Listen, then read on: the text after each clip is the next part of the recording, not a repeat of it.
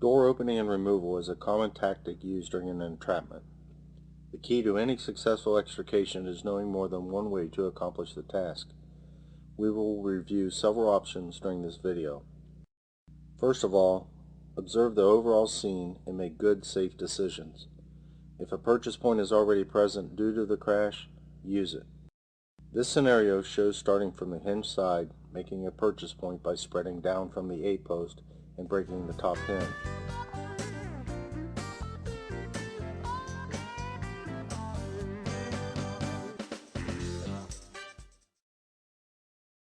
We then drop down to either spread or cut the bottom hinge. Use the tool and technique that is the fastest and the safest. Finish by removing the door from the latch pin.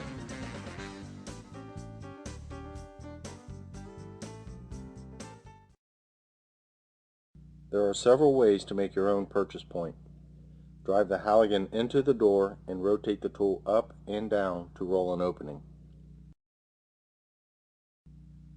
Place the spreader tips and begin to force the door.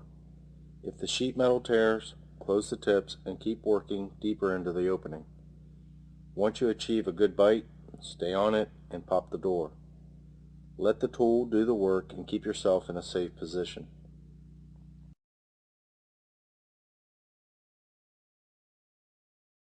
Once the door is popped, if it needs removed, it can be cut as shown here, starting with the top hinge.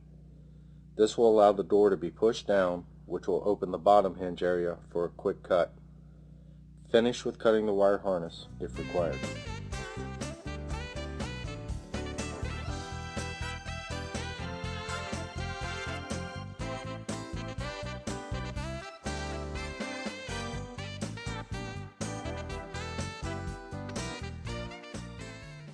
Alright, one thing that you'll run into when you're trying to take a door is a lot of times the skin will start to tear. As soon as the skin starts to tear on the metal, that's where you stop, you take another bite, and you get in a little deeper.